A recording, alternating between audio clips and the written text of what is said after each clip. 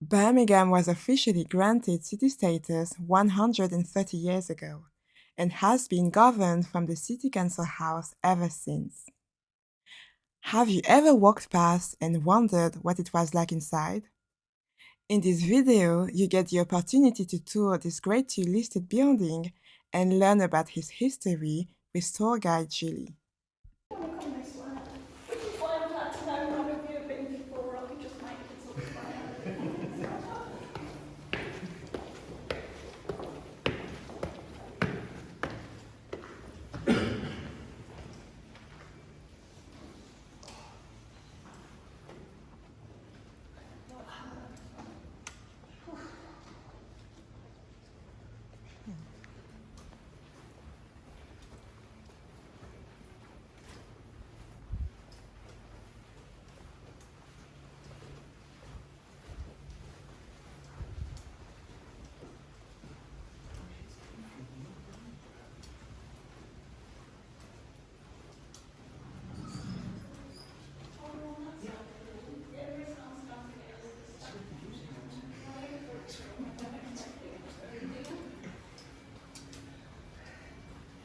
Morning, Julie. Sharon. Is it going to be okay to come? Your family in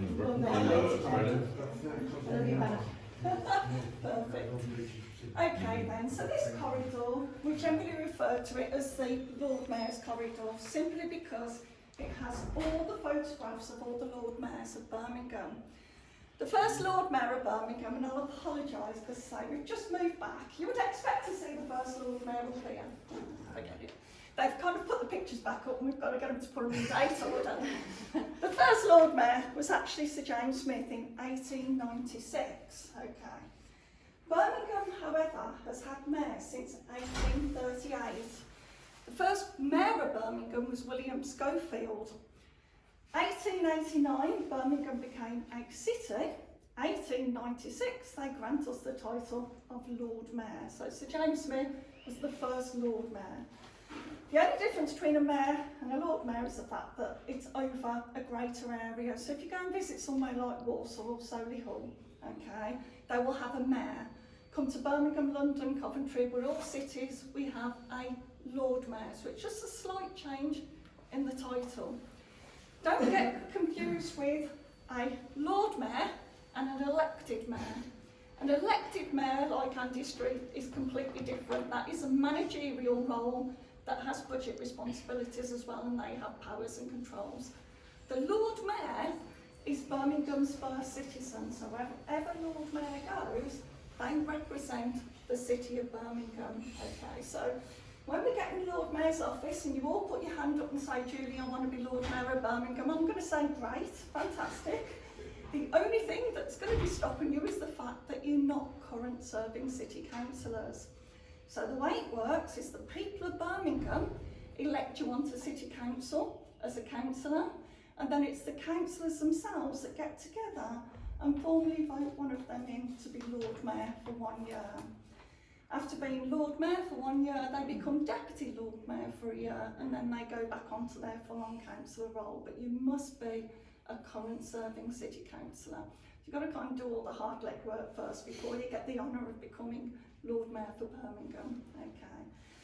It's not a political role, so the Lord Mayor doesn't go to the party that has the ruling government over Birmingham. Okay. It's shared around 3 main political parties according to representation. So obviously Labour have 64 councillors, which is the majority of 101. So they might get a couple of turns and then it will go to Conservative, Lib Dems, and it will come back to Labour. So it's dependent on proportionality, but it does rotate around 3 parties. Okay. So however Lord Mayor goes, she cannot represent her political party. She is still a councillor and represents her own ward, so she still represents those constituents. But when she puts that chain of office on and she's Lord Mayor, she's representing Birmingham. Okay. Does she chair the council meetings? She chairs the council meetings as well. Absolutely, yeah. That's the only bit of power she's got. She keeps them in line.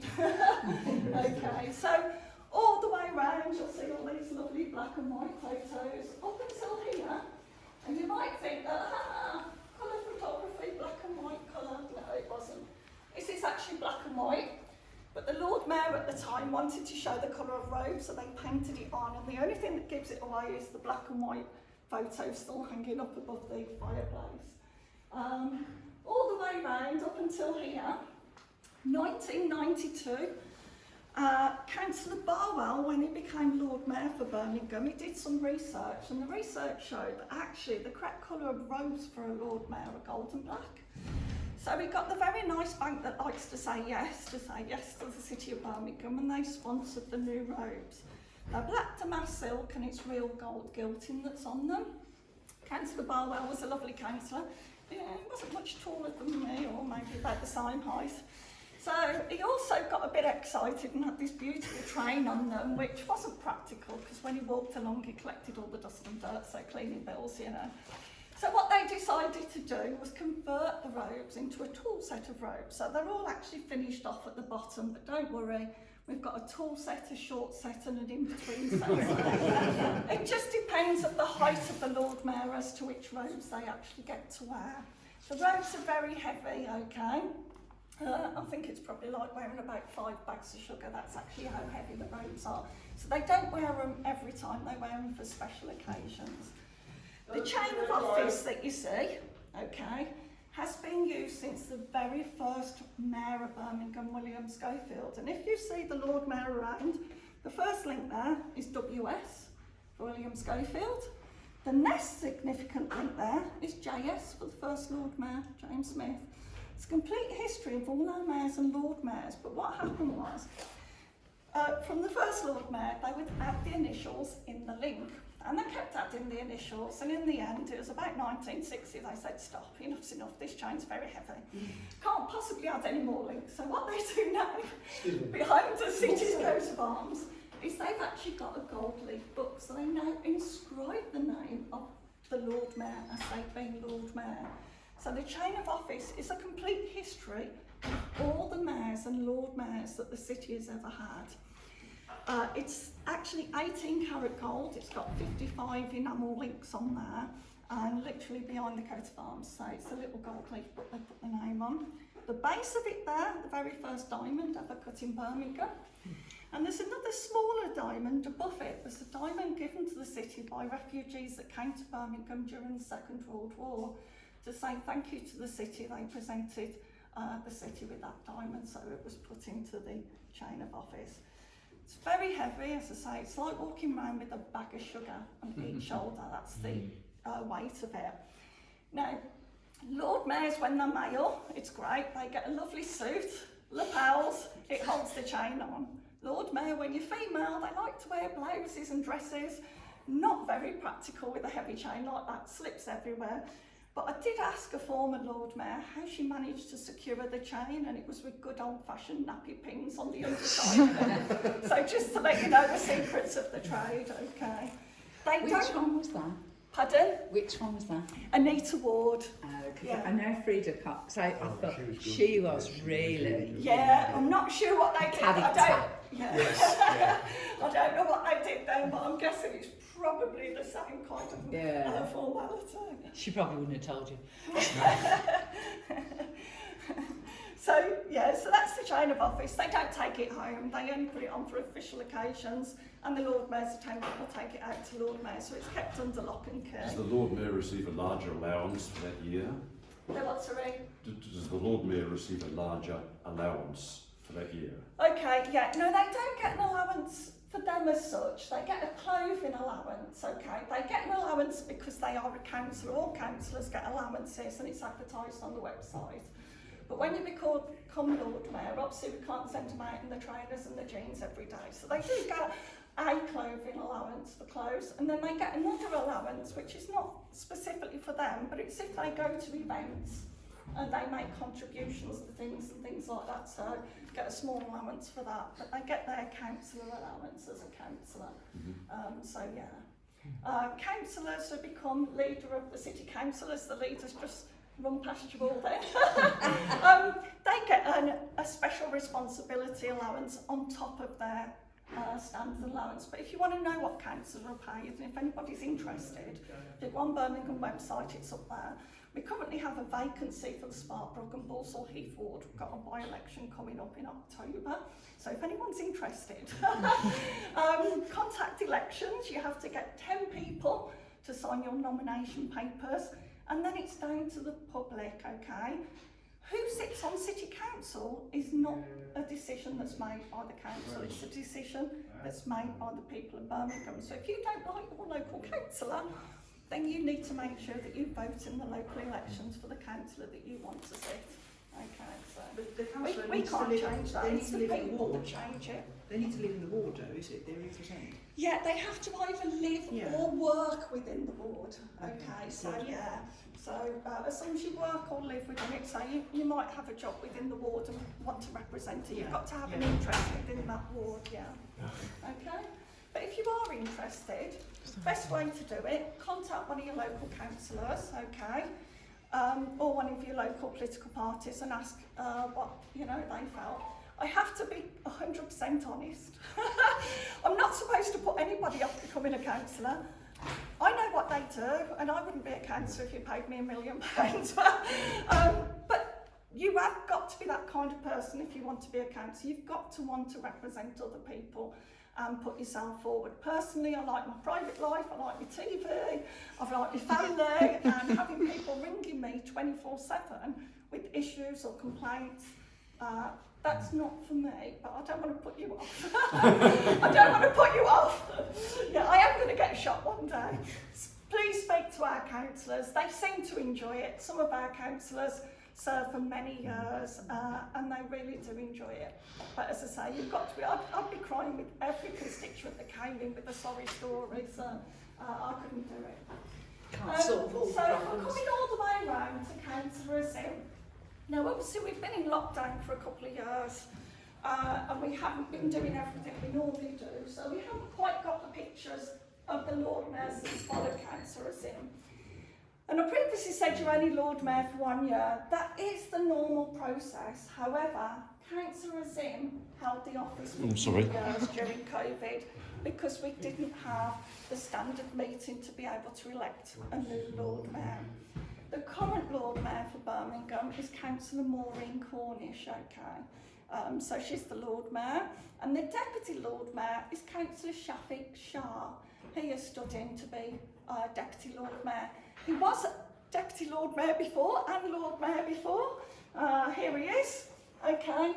And he's come back in to do it. And the reason for that is Councillor Afzal, who was the former Lord Mayor, didn't get re-elected, so he couldn't stand as Deputy Lord Mayor. So what they do is look to the same political party and ask one of the former ones to stand in for that 1 year of office. Okay. So now when we get a Lord Mayor, who's male, and I'll pick this one because I love the names. This is Carl Rice and his wife, Dee Curry. Get it? Curry and Rice? Okay. They hit national papers when they got together, and I think that's why she still uses a maiden name. So when the Lord Mayor is male, it's still Lord Mayor. His wife is known as Lady Mayoress. When we have a Lord Mayor who's female, we don't use the word man mayoress. Okay, it doesn't work. We call him a consort. So you're either going to meet a Lord Mayor and consort, or Lord Mayor and Lady Mayoress.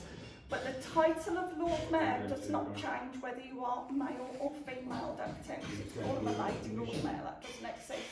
The role is in the title, and the title is Lord Mayor. Okay, regardless who's in there. Any questions? No? Great. On this one. Feel free to ask me. I'm just going to try and get you into this office now. But yeah, if you've got questions, apologies. They look like they're fixing something there. It wasn't like that last week, but it is now. I'm just going to get exit and then we'll go into Lord Mayor's office.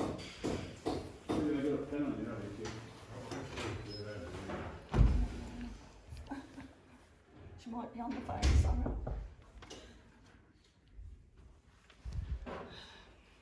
Sorry, my singing voice isn't very good. So I'm not entertained. Sorry, Sharon. That's okay, come in. Good morning. Good morning. Good morning. Thank you.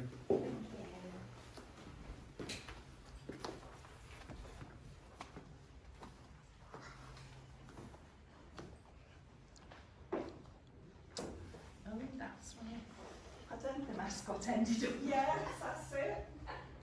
In the Commonwealth Games, that's Perry. Oh, yes. I'll have to take a picture of him. Is that everybody? Brilliant. So this is the Lord Mayor's office then. So as I say, if you do join Mansworth of Birmingham and you get the honour to be Lord Mayor, this becomes your office for 1 year. It's recently been decorated, so we was all thrown out the council house because they had to update the wiring in the building. So they have recently, so anybody who's been before is thinking, oh, I don't remember all those drapes, okay. They've recently been put up too. The desk that you see there originally belonged to Joseph Chamberlain. Joseph Chamberlain was a very influential mayor at the time of Birmingham. He started the building of the council house in 1874. He was mayor from 1873 to 1875. When the building officially opened in 1879, he brought that desk into the council house from his home at Highbury Hall. It's called a partner's desk because there's drawers either side, in case you're thinking we've got it back to front, okay. So 2 people would have used that desk at any one time, but nowadays Lord Mayor has enough of her own paperwork, we let her use it all by herself. If there was only 1 or 2 of you meeting Lord Mayor, she'd have met you in this room, okay. So it's used for meetings, cups of teas, Lord Mayor's office, and that's about it really.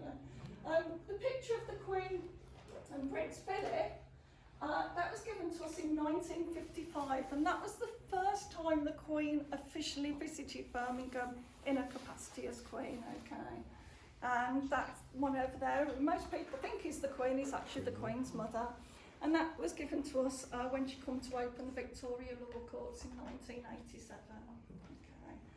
Other than that, the other pictures that you're going to see throughout the offices all belong to the museum and art gallery. Each year we couldn't decorate the offices to suit the incoming Lord Mayor, but what they can do is go to the museum. They can't just walk next door and pick pictures off the walls, but they can go to their storage area, look at some of the pictures they're not hanging, and choose the pictures to put up throughout their 3 offices. Okay. Cupboard there. This is just some of the gifts that over the years Lord Mayors have accepted on behalf of the people of Birmingham. There's various pieces of silverware there, but the one that I really like is the sword. It was presented by Wilkinson's sword, okay, and no Lord Mayor doesn't knight anybody. She doesn't use it like a giant letter opener. Could you imagine trying to do that? It was presented to us in 1992 by Wilkinson's, and actually it was Honorary Alderman Barwell, who was former Lord Mayor. He had it presented to him, okay, which is the gift that was given, and so it's quite a picture made by his plate. Alright, any questions? It is nice, isn't it? It's very hot in the summer. Yeah, that's recently, literally, they've only just been brought into them. Really? Yeah. Is the role of Lord Mayor supposed to be full-time? Are they supposed to give up their day job to do Yeah, Lord Mayor? whoever decides to put their name in the hat, because the way it works is whoever's political party it is turned to put forward as a Lord Mayor, they go to the councillors and say, okay, who's interested? They have to put their name in a hat, but before they do that, they have to make sure that they've got a full 12 months to give to the role. Because they can do up to 1,500 events in any one term of office. Obviously, it's very sad for Councillor Azim because he was Lord Mayor during COVID. So many events and things that they might have done as Lord Mayor actually didn't happen. But obviously things are starting to get back to normal now. But yeah, they can do up to 1,500 events. They also raise money for local charities to the city as well. They do a lot of good charity work. That's why I thought there might have been an extra allowance so somebody who's a poorer person could afford to be Lord Mayor. Yeah, it tends to be the councillors that are possibly retired. Although Shafiq Shah, he manages his own business, so he could give himself that time to be Lord Mayor for a year. Or either that, or they'd have to have a very understanding employer that would allow them, you know, a year out of work to do that. They would still get the council allowance, but it wouldn't match a salary that they potentially get. Okay. I think councillors are currently paid around about £18,000 a year. Okay, that's what their allowance is. And it's based on 3 days a week, and the rest of their time is considered voluntary. Okay, so that's how they work the allowance out for members.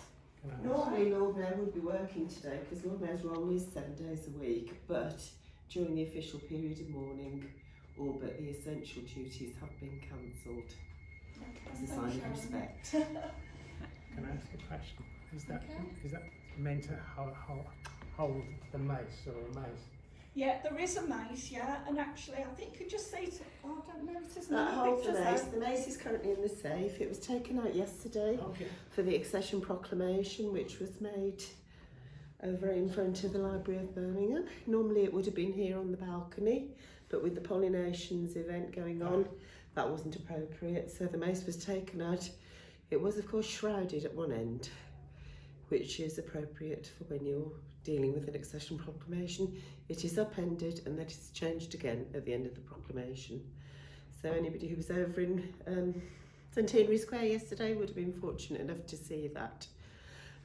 We probably won't get to see another accession proclamation in our lifetime.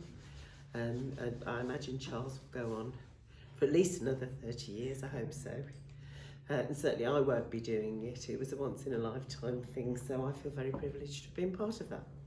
Okay, but the mace is only kept here if we get a head of state or a visiting dignitary who particularly is expressed. Failing that, it's kept in the safe, except for once a month when it's brought out and the Lord Mayor is maced into the council chamber for the council meetings. Nobody is allowed to get between the Lord Mayor, the mace and the Lord Mayor. It is completely bad form if anybody gets in between the mace. The only person who travels in front of the Lord Mayor is the Queen's representative in the city, who is the Lord Lieutenant. But in this building, which is considered the Lord Mayor's home, the Lord Mayor has precedence over everybody, including the Lord Lieutenant. Okay. There you go, that's what you Reading that to know what was which. Yeah, the mace was given to us in 1897 to honour the 60-year reign of Queen Victoria and also the new title granted to the city of Lord Mayor. And it is actually about this long. It's got a gold sovereign in the base of it from 1897. It's silver and gold plated, so it's very heavy. Yeah. The idea of a mace in the olden days, if you got too close to kings or queens, they'd just actually have you hit with it. I'm pleased to say Lord Mayor, however tempted, has not had anybody hit with the mace, so we're all fairly safe. I will show you upstairs where the mace lies on the chamber, and we'll carry on going through.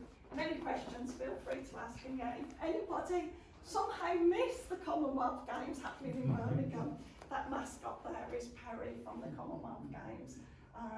Which was actually a fantastic event and went down very well, and it was so nice to see community spirit again in Birmingham, which I think we've kind of lost over here. Thank you, Sharon.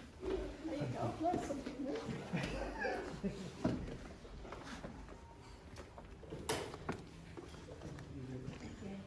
You're welcome.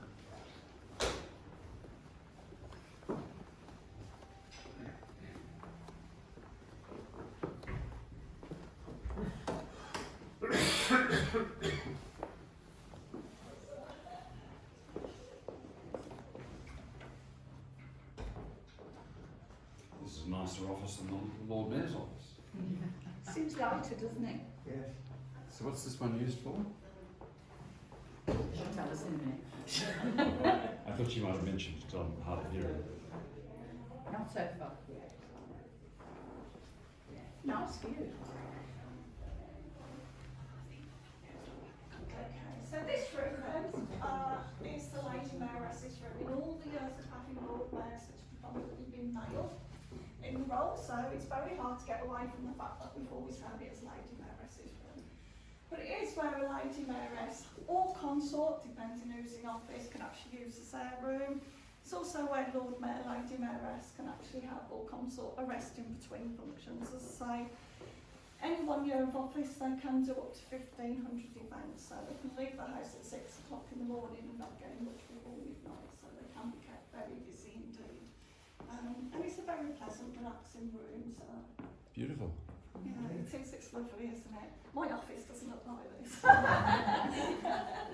We've got white walls, white furniture. Good edging right around the ceiling.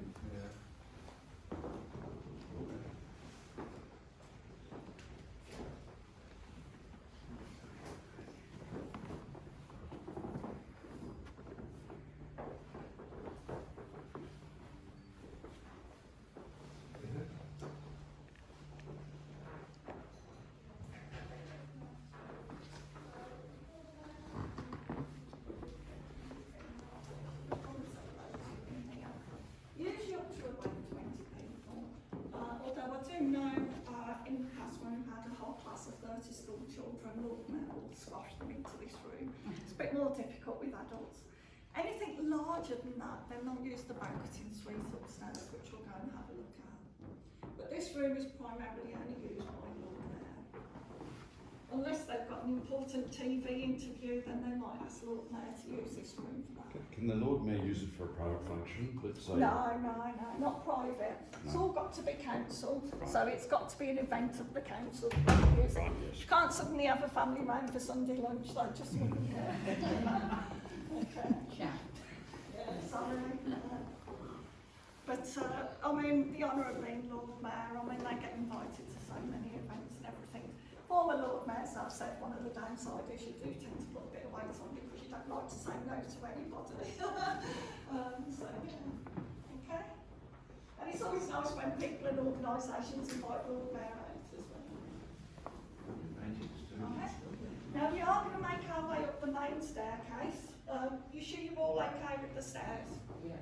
What do you want that time? I don't know what time to go to look now. Lights in the garden.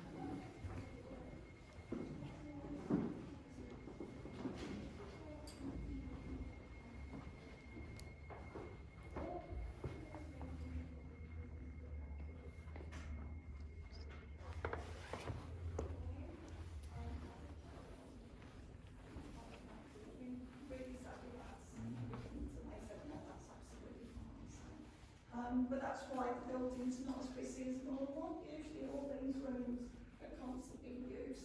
So if you do come to attend a committee meeting of the council, the chances are planning committee, licensing and public protection, it's going to be in one of these meeting rooms along here. Okay.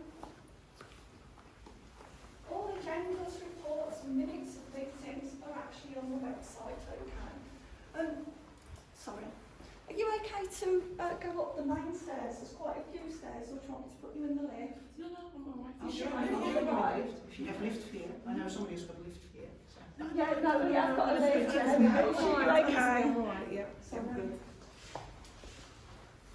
so I'll get out of my thoughts on this. Yes.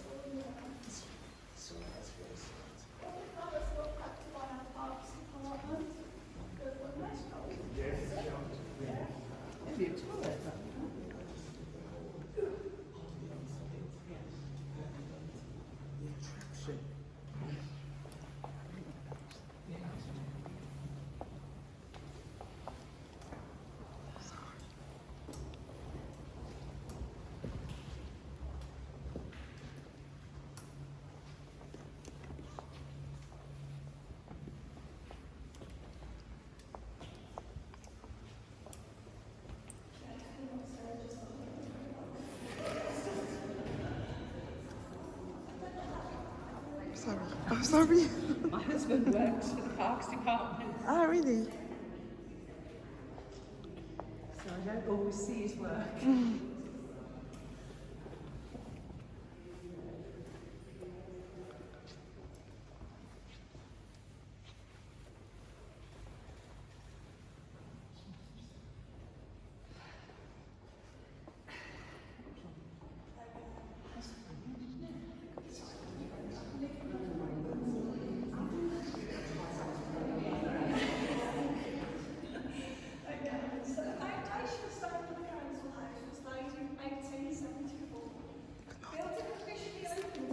Thank you. 79, okay.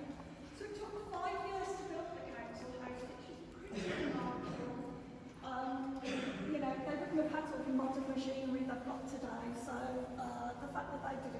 Yes, I think it's good. It cost approximately £163,805 to build. By today's standards, you can't get some semi-detached houses in Birmingham that much, okay? For those of you that say, if this is a council house, put my name down on the housing list, forget it. You won't get another council house in Birmingham that looks like this one, okay? There was great discussions over what to call the building. There were suggestions of municipal hall, but in the end, the council house won out. Nobody lives here. It is purely a working building, okay? We do let people come round, but obviously by private arrangement because of meetings and things that might be happening in the building. When the council house was opened in 1879, all the chandeliers that you see were originally lit by gas. 1891, they convert the chandelier from gas to electric. We have 63 light bulbs in the main chandelier, and we allow them 46 minutes to change a light bulb. Okay, now the reason for that is although Birmingham has hosted Commonwealth Games, we've hosted European Gymnastics Championships, as I've just demonstrated coming up the stairs. We don't employ any gymnasts, okay? Or any sports people to be able to jump from the balcony, change a bulb and come back again. So the electrician has to go up to the 3rd floor. He has to stand above the dome here, but do not panic. He is not hanging off the top of the dome that you can see from outside the building, which is 162 feet high from ground floor to the top. There's another dome above his head, which is the dome that you see from outside. So he stands between the two. There is a big handle, and he manually hand winds the whole chandelier down to the base of the stairs. And there is someone down there with the walkie-talkie that tells him when to stop, okay? We allow them 15 minutes to get the chandelier down. 1 minute to change the bulb, or I should say bulbs, because they used to wait for about 10 to go. And then it took a further 30 minutes to manually hand wind the whole chandelier back up again. So it does prove the theory that things are quicker going down than what they are coming back up. Okay. I have to say, these are now energy efficient light bulbs. In years gone by, we had light bulbs and they used to ping all over the place, and visitors physically used to count how many was out. These ones very rarely blow nowadays, and they are more efficient. So it's very rare that they actually have to now get the chandelier down. They might bring it down every 6 months to give it a good clean. As visitors start looking at the cobwebs that we've got up there as well. So. But it's beautiful. It was part of the original ventilation for the building. And above this dome here is actually a 500 gas jet ring. So when the gas jet ring was lit and the chandelier was lit, the hot air would rise and it would draw the cool air throughout the building. It's not used today though, but it is still operational. The windows that you see at the back, those was installed in 1958 by a local man called Meredith Hawes. And the idea of the windows was to create more light over the main stairwell. If you look at any of the windows, they're all the same. We've got the city shield at the top, palette and paintbrush to represent art, tools for carpentry on the right, mass to represent drama and theatre in the middle, quill and ink to represent literature, flask for science on the right, and at the bottom, violins and trumpets to represent music. Two statues, Prince Albert and Queen Victoria.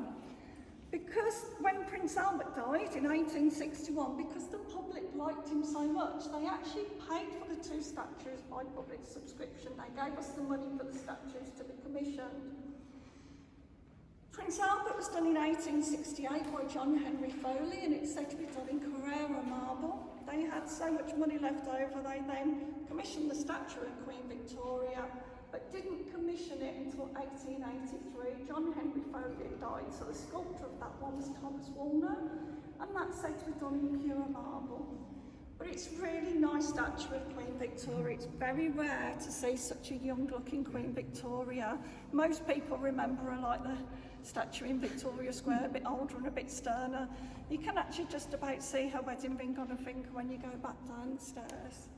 Okay. You used to get Albert's statue out in front of the building. Is it not there? I don't think so. What, the boat? You on about? No, there was a Queen Victoria. Queen Victoria. The last time I seen Queen Victoria out there, as part of the Commonwealth Games, they'd actually put a boat around her, but she's still there. She's there. I'm saying Albert.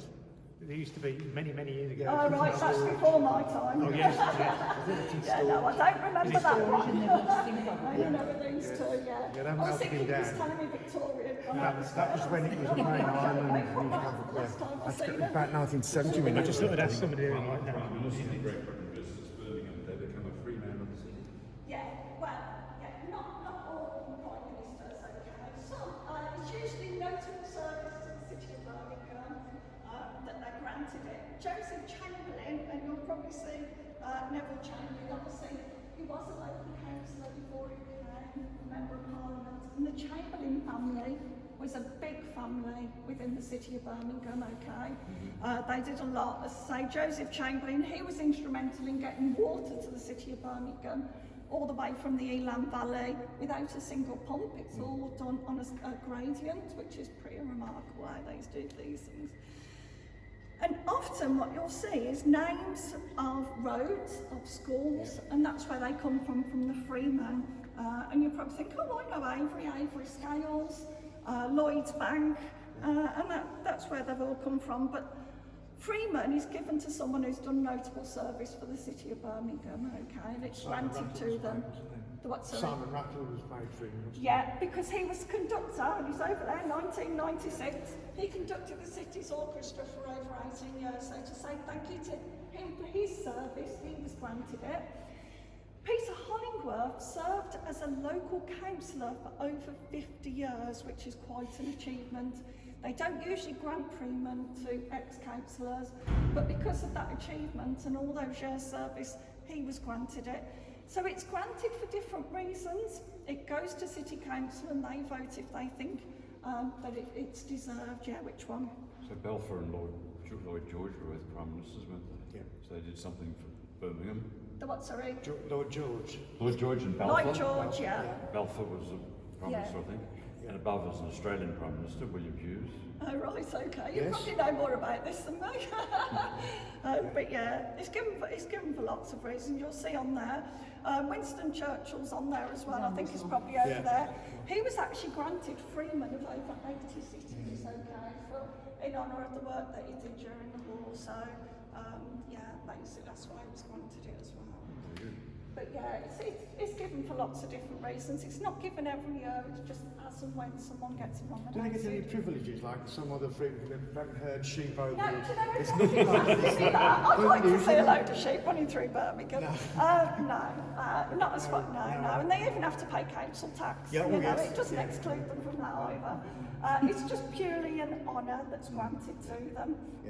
But yeah, and they get invited to civic events and things like that. But no, everything else remains the same. There's no monetary value to it, it's just an honour. Okay. The lift that you see here, some of you may have been observant and seen it down on the basement when you came in, and seen the sign that said the King's Lift. It's called the King's Lift because in 1909 King Edward VII came to Birmingham with Queen Alexandra. They opened Birmingham University, or part of Birmingham University, but they was attending a function in the Banqueting Suite here. It was said the king could not manage to come up the stairs, so they installed the lift specifically to get the king from the lower level up to this level so he could attend the banquet. I have to say, it's still driven old-fashioned. You have to literally turn the handle and you have to stop it level with the floor, or you can't open the gated doors on it. So if any of you needed a lift, I wouldn't have put you in that one anyhow. Put you in a modern one where I press a button, 99% of the time I know you're going to come out of it, okay. I say 99%, I got stuck, but that was before they did the electric, so I'm hoping it never happens again.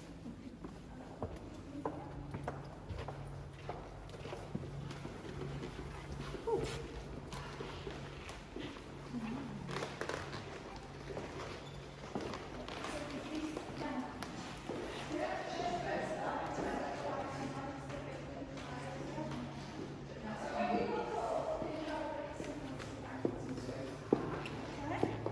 So this is the Banqueting Suite, and if anyone's interested, you can actually hire it for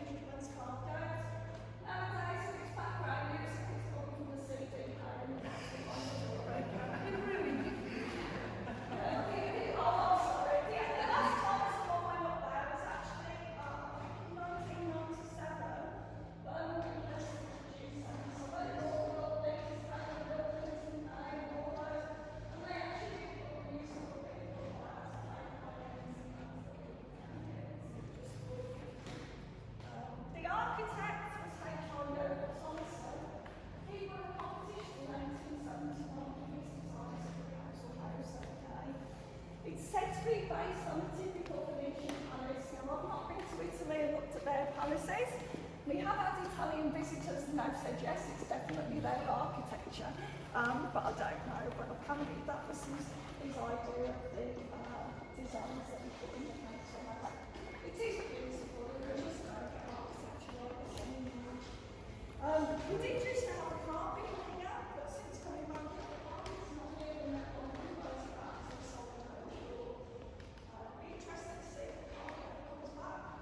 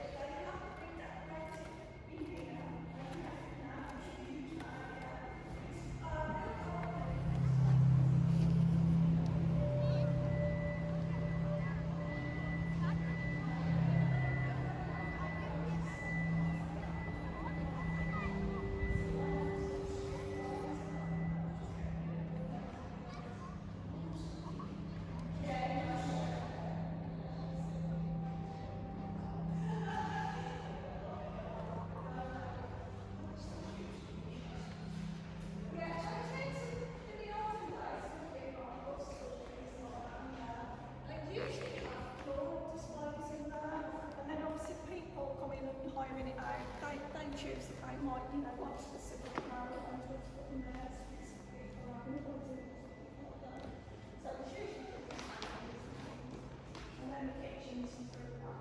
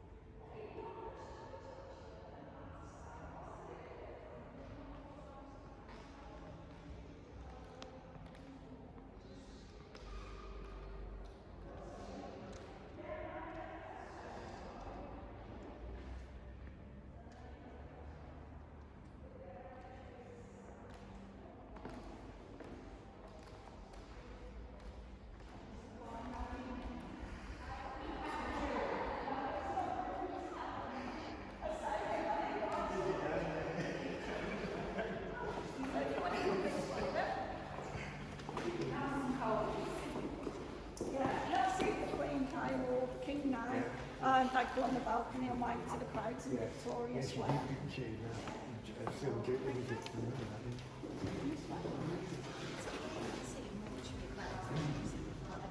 And then this is Joseph Chamberlain himself, okay, as I say, the Chamberlain family was a big family in Birmingham. You'll also see the orchid in his pocket. He always grew his orchids at his home at Highbury Hall. This is a display that's been done by a local artist, and it's pictures of people around Birmingham and their stories of what they did during their COVID lockdown and what it meant to them, and they've put it up here. So obviously this is all people's views. It's good, isn't it? Yeah. We've got more walk down here.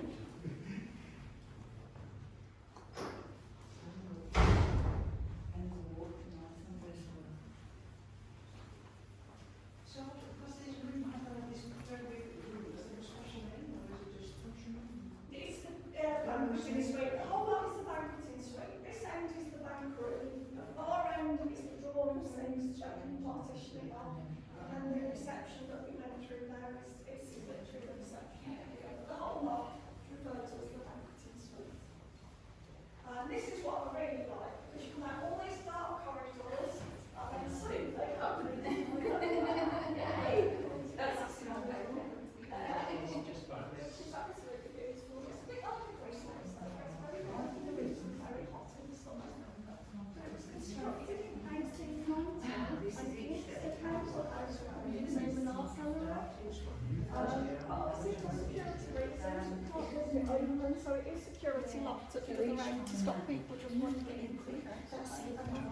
hasn't it? But it just makes communication between the two buildings easier. So sometimes people might have pre-drinks in the round room and then actually book the bank suite for a full sit-down dinner. So it's just communication to the museum. I should imagine it's old pipe work heating that it's covering, yeah. It's not kind of heating like, you know, central heating. I don't know if you've seen in the bank suite, they're like little big pipes. Yeah. So I should imagine Just make it look that's nice. hiding those, yeah. What room is this? Beautiful. But it is beautiful, as I say, you come out the dark corridor and you see this and you think, oh, yeah, just amazing. This is the glass corridor. Okay, Imaginative constructed in 1890. So if you want to follow me, you'll be pleased to know you can all sit down now, we're at the chamber. Oops, sorry. Watch through the door. We're getting through this bit. So what's the point of that little room?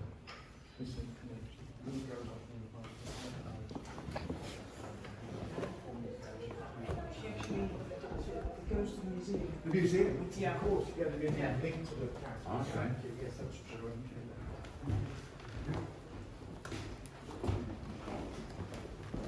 Thank you.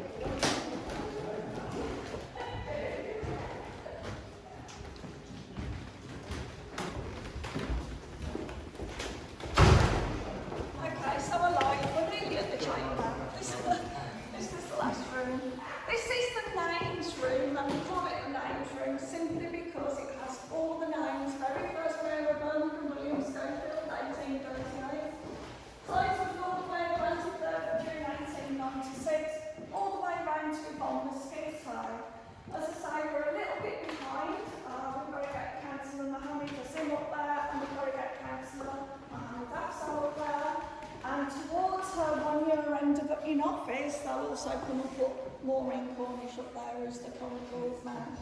Okay. On City Council Day, the councillors come in here and sign the attendance registers before taking their seat in the council chamber. Was Chamberlain the only one that went on to be, from being a councillor to being Prime Minister? Yeah. Okay. You want to come this way? We'll say about the categories as well. Oh, good. Oh, yeah.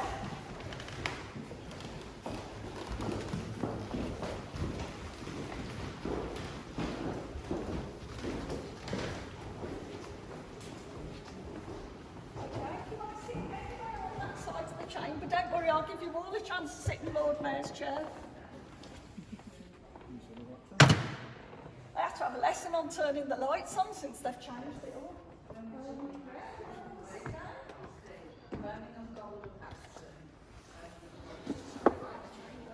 Feel free to sit anywhere over there.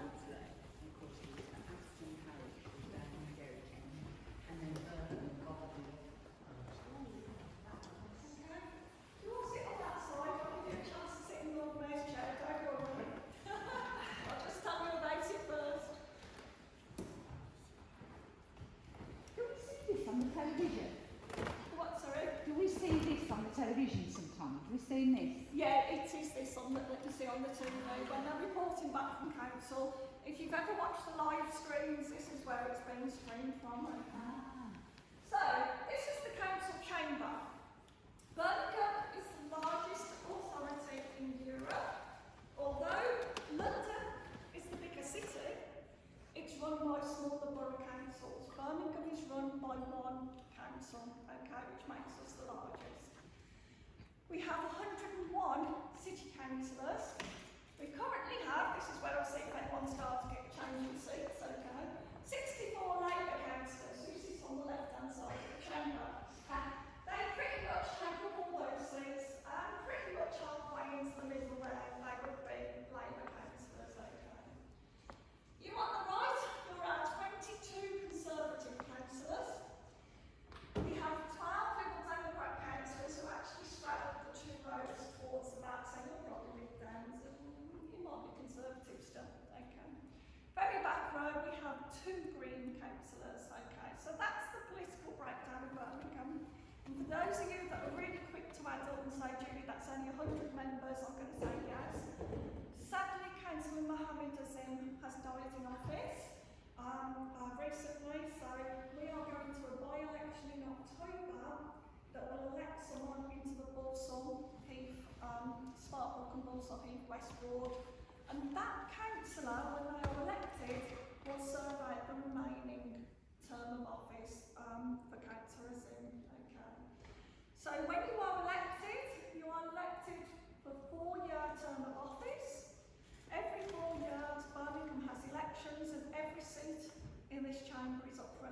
So every 4 years, potentially, the political composition of Birmingham could change. But Labour have the majority, so the leader of Birmingham City Council is Councillor Ian Ward. And those of you that have seen the little chappy jumping past us, that's Councillor Ian Ward. And he sits here, he's the leader of the council, and he chooses his cabinet members, okay? And they tend to sit around him. So that's where the leader of Birmingham Council sits. You're actually the leader of the Conservative group, okay? Councillor Robert Alden, that's where he sits. Okay, so there you go. So that's your Liberal Democrats. Councillor John Hunt, he might be sitting with you with the camera there. I think he might sit on that seat there, so you might be the leader of the Liberal Dems. But if you understand the council and you're not a member of a political party, you don't want to be a member of a political party, can you still stand as an independent? You can stand as independent, yeah. It's a lot harder, but you can do it. You don't have to stand for a political party. Whatever ward you want to stand in, you have to get 10 people to sign your nomination papers from within that area. And as I say, it's down to the people of Birmingham. You have to then go out and get the people to vote you in. It's easier in terms of if you go via a political party because you get so much more backing, as in campaigning, people to put leaflets out, so obviously they're going to get more publicity. But there's absolutely nothing stopping people going independent and putting themselves forward if anyone's interested. Okay, perfect. You're our journalist. Okay, you belong to the local newspapers, this is where they sit. You don't get Yeah, you do have to pay a deposit actually to stand for an election. Every candidate has to pay a deposit, don't they?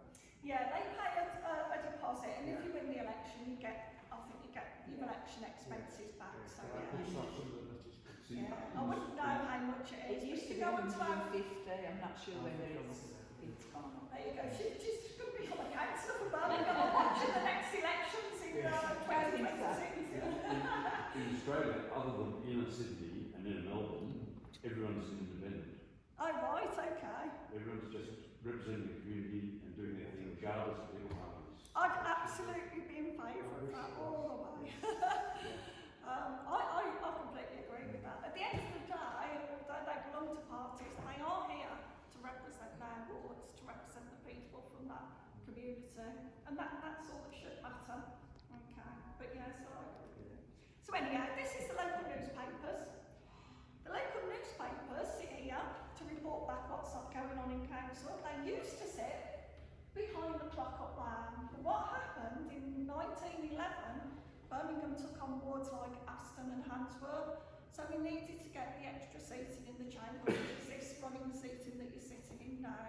Before then, it was individual chairs that used to be in here, so they took that out, put the running seating in, and the Lord Mayor's chair, which would have come out about here, and you can hear my voice project around the room because that's how it was designed, was pushed back against the wall.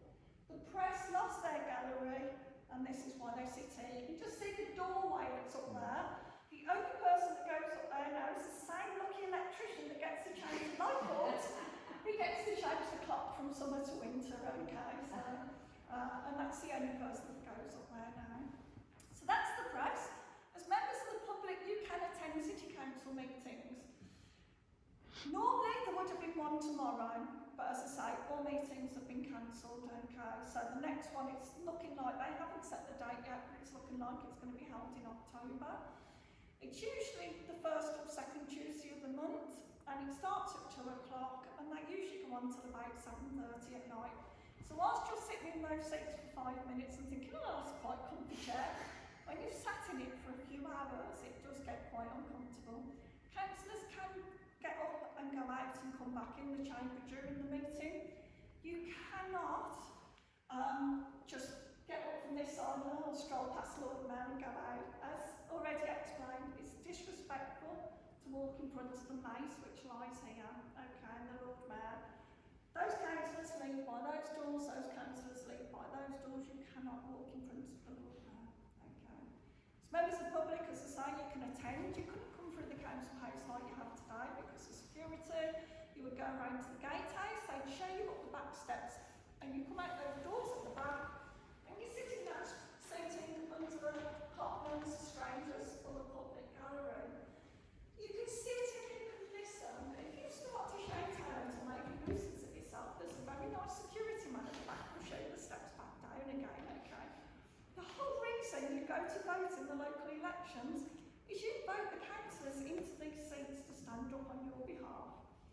this doesn't mean that you can't come along and ask a question. You can, provided you've got that question in writing by 12 o'clock noon on the Friday prior to City Council. You submit your question and you can ask a question of the City Council. Now, we have to have it in advance, not because we're going to say, oh, I don't like that question, we're not having it, or whatever. We need to make sure that your question that you're asking is actually relevant to the City Council, okay? And it also gives the leader or a cabinet member an opportunity to get a response for you when you come to that. You'll be invited along, you'll stand in the public gallery and you will ask your question. So there are ways that you can do it. If you didn't want to stand up and ask a question, then you get in touch with one of your local councillors and get them to ask the question on your behalf. If you've got a petition, you can bring in your petition, you can send in your petition, or you can get your local councillor to stand up and present your petition through City Council. So there's lots of ways you can get involved. You also have ward forum meetings which are held locally where you can go along and discuss what things are happening within your areas. So it's on our website. If you go to our committee management information system, you'll find all the details there. But seriously, if you can't find what you're looking for and you want to get more involved in your ward, contact your local councillors. They'll be more than happy to have you working with them because they can't do it all on their own. Okay? So working with the public helps them as well. Up here, and I'll let you all sit in there. Sorry, I'll come back. This is Lord Mayor. Next to Lord Mayor is Deputy Lord Mayor. Next to Deputy Lord Mayor would be a chair of a committee. So if a particular committee is presenting a report to council, rather than the councillor stand up there, they'll probably report from the rostrum. On this side, we have our city solicitor and our chief executive. These two are officers of the council, and they are there to advise the Lord Mayor and make sure the meeting goes in accordance with rules and regulations. They do not take part in the voting or the debating. That's only the councillors themselves. Lord Mayor chairs the meeting, she keeps it moving along and basically makes sure that everybody keeps to the time scale. The agenda for the meeting is already written down. It's just the topics that change, but they know they will have so many minutes for petitions during that meeting, so many minutes for reports, and so the agenda items are the same, it's just the topics that will change and what they're taking votes on. Generally speaking, if they have a vote in the chamber, it's just a show of hands, okay? However, if it's a particularly sensitive subject, they might actually want a written result of how that vote went, particularly coming up to an election, when they could go around battering the other party over the head by saying, well, they voted against it. For that to happen, it requires 10 members in this chamber to stand up and call out names, okay?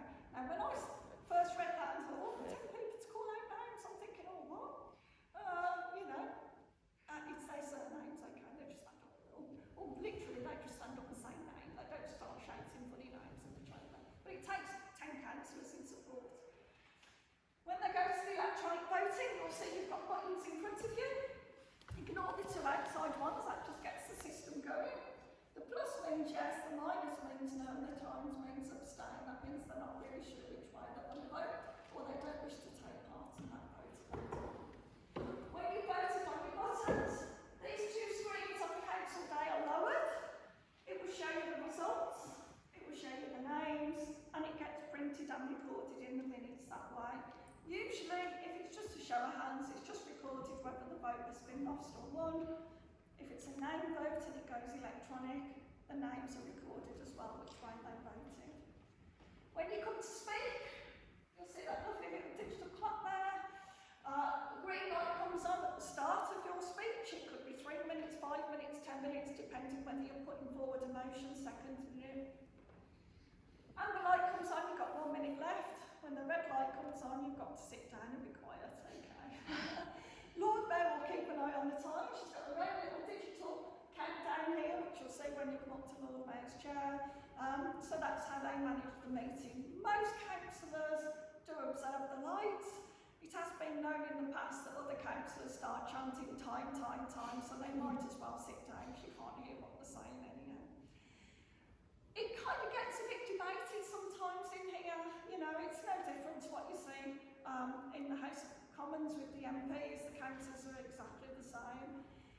leave this room and they're the best of pals regardless what party they are, but when they're in here, you do tend to find that, you know, obviously they're standing up for their political party and whatever else, so yeah. But as I say, the best way if you are seriously interested in becoming a councillor is get hold of one of the local councillors and get them to take you through it, shadow them. There's no age limit to becoming a councillor, and I do know a former councillor came on city council at the age of 74. She said, Julie, I'm only going to do 1 year, 1 term, which was 4 years. She said, I've got so much in my life experience to bring to that chamber, which was absolutely right. She stood for 2 terms, she stood for 8 years, and she thoroughly enjoyed it, okay. And I'll tell you what, if I had as much energy as she did, I'd be laughing, but yeah. So yeah, there is a lower age limit, you do have to be 18, but there is no upper limit. And it does take people from all walks of life to represent the city of Birmingham, but as I say, we don't put the people in these seats, it's the people of Birmingham that elect the people in these seats, so it's their choice, their vote, and that's why it's so important they do go to vote in the elections. Okay. All this is beautiful river oak from Latvia, okay, and as I say, you just don't get this anymore in modern buildings. Council Day, Lord Mayor's attendant will carry the rather heavy mace. He will say, will all persons here be upstanding for the right honourable worshipful Lord Mayor, Councillor Maureen Cornish. Everybody has to stand, councillors and the public. He will then mace Lord Mayor in. The mace will go there, Lord Mayor will go to a chair, and she will bow to each side of the chamber. Because she's a Conservative councillor, she will bow left first, then Conservative, and then always to the mace last. If she was Labour, she would bow to Conservative first, then Labour, and then to the mace last. Okay, that's just the way they do it. Anyone wanting to start to leave the chamber, they stand, they bow to Lord Mayor, and then they leave the chamber. So it's all part of the process for the council meeting, and generally speaking, it goes quite well. So, and if anyone misbehaves, as say, Lord Mayor can actually have them shut down the meeting as well. It's very rare. I don't think that's ever happened. Well, maybe once or twice. But yeah. Any questions? No, you're right. You are, aren't you? No, What do you think you don't? No, I'm joking. Yeah, well, you're saying that sometimes the votes are recorded on record. Is there a sort of Hansard? You know, are the actual debates, the content of the debate recorded anywhere, or is that just? The actual debates? Yeah.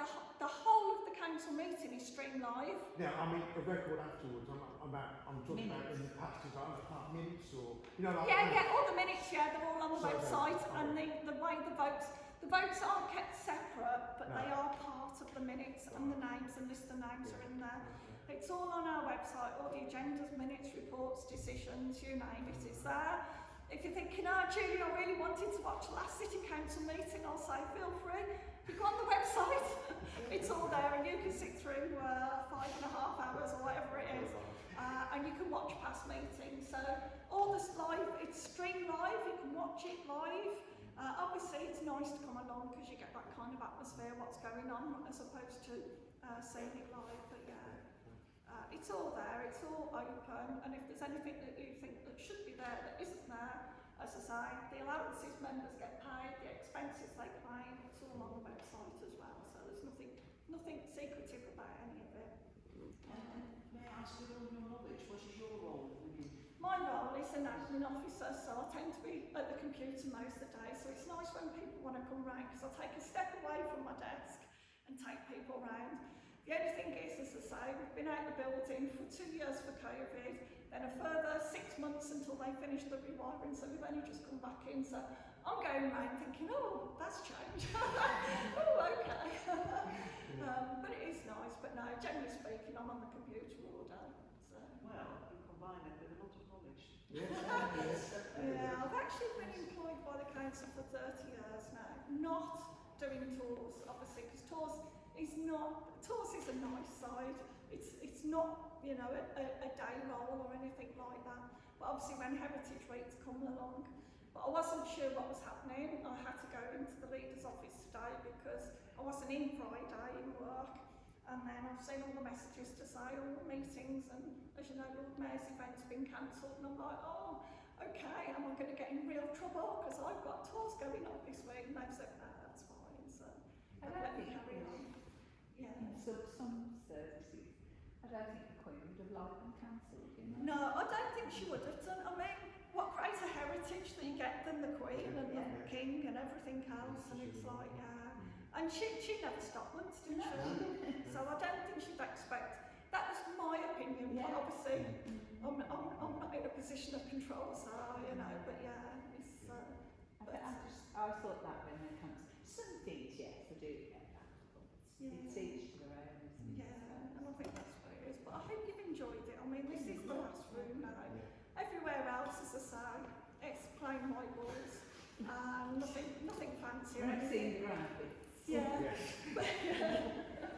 Well, I will give you the opportunity. If you want to sit in Lord Mayor's chair, have a selfie. It's not every day you become Lord Mayor of Birmingham. Please feel free. The only thing I've got to say is when you go to Lord Mayor's chair, there's a little step up.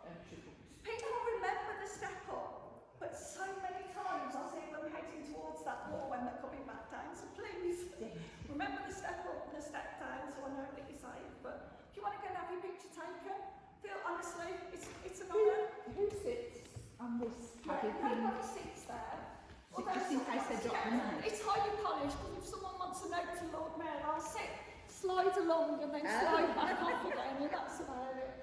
This one tends to be like advisors to the leaders of the groups. In the olden days, when the City Council was responsible for the police and the fire and all those, then you'd have had the Chief of Police and the West Midlands Fire and all that sitting here. But obviously things have changed over the years and there are different authorities. The council have representatives that sit on these authorities, but we don't govern them. So yeah. But in the olden days, it would have been all under one roof. So. And the idea of the council house was to house the City Council in one building, which, I mean, we've got about, I think, I'm not sure, it's around in the region of about 7,000 employees. We couldn't get them all in here. A lot of them since COVID are actually working from home, and it seems to be working. But we have got Woodcock Street, Lancaster Circus and Margaret Street as offices as well, and some little offices out throughout the city. So. You used to have Orchid House, didn't you, before it was a hotel? The what's a ring? Orchid House. Oh right, yeah, there you go. Then Basketball House, we used to have that as well, yeah. They've cut you down, haven't they? No, it's a shame really, all those beautiful buildings, but I suppose they've just got to keep moving forward with the times and... Probably the cost as well. Yeah, it is maintaining them. But anyhow, Yeah. so if you'd like to... Oh, come on, go on, be brave. Would you like your picture taken in the seat? Yeah. Come on, go to a selfie in the chair. It just takes one.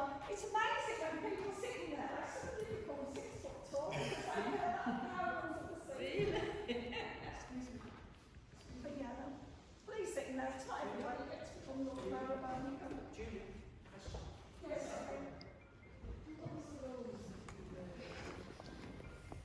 Truth and justice, you want it one more?